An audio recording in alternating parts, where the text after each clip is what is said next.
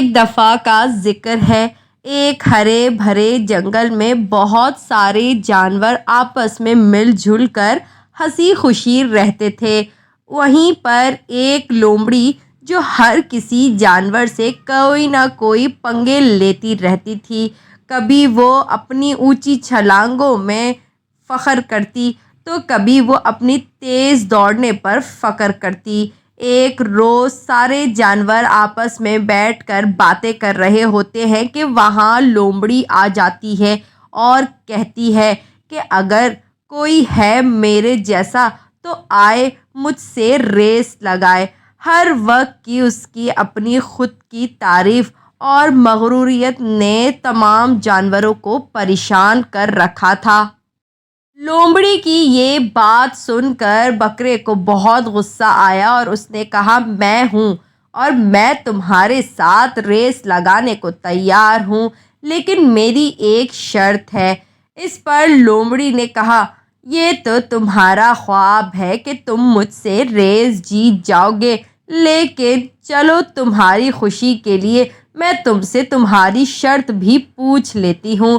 تو اس پر بکرا لومڑی سے کہتا ہے کہ اگر میں ریس جیت جاتا ہوں تو تم یہ جنگل چھوڑ کر چلی جاؤ گی، اور اگر تم ریس جیت جاتی ہو تو اس پورے جنگل کی بادشاہ کہلاؤ گی۔ اس پر لومڑی نے جلدی سے حامی بھری کیونکہ وہ اپنے آپ پر بہت غرور کرتی تھی۔ جنگل کے تمام جانوروں نے مل کر ریس کا دن مقرر کیا اور مقررہ دن پر ریس شروع ہونے لگی۔ ریس کی تیاریاں زور و شوروں سے تھیں۔ ریس کو دیکھنے کے لیے دوسرے جنگل کے جانور بھی آئے تھے اور تمام جانور اس ریس کو دیکھنے کے لیے بہت ہی بے تاب تھے کیونکہ سارے جانور لومڑی کو پھرتیلا اور تیز دوڑنے والا سمجھتے تھے۔ پھر اسی طرح وہ ریس شروع ہو گئی۔ دیکھتے ہی دیکھتے ریس شروع ہو گئی اور ریس شروع ہونے کے بعد لومڑی نے اپنی ساری طاقت لگا دی دوڑ لگانے میں۔ اسی طرح بکرا بھی دوڑ لگانے میں مصروف تھا اور اس کی کوشش تھی کہ وہ یہ ریس جیت جائے۔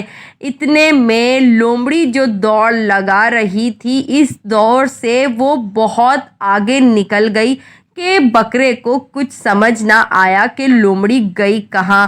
جب وہ کافی دور پہنچ گئی تو پیچھے مڑ کے دیکھا تو بکرے کا کہیں نام و نشان نہ تھا اور لومڑی تھک بھی گئی تھی تو اس نے سوچا کیوں نہ میں تھوڑا آرام کر لوں کیونکہ بکرا تو ابھی کافی دور ہے۔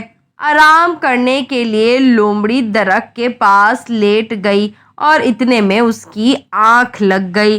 بکرا جو لومڑی سے کافی دور تھا، لومڑی کو پیچھے کرتے ہوئے وہ لومڑی سے کافی آگے نکل گیا۔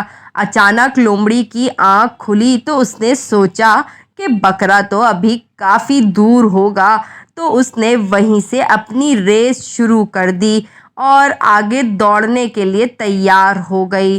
دوڑتے دوڑتے جب وہ آخر راستے پہ پہنچی تو کیا دیکھتی ہے کہ بکرا تو اس سے پہلے ہی وہاں موجود ہے اور وہ اس ریس کو جیت بھی گیا۔ جنگل کے سارے جانور بکرے کی جیت کی خوشی منانے میں مصروف تھے اور یہ دیکھ کر لومڑی اپنے ہار پہ پچھتانے لگی۔ تو پیارے بچوں، اس کہانی سے آپ نے کیا سیکھا کہ ہمیں کبھی بھی اپنے لیے بڑا بول نہیں بولنا چاہیے۔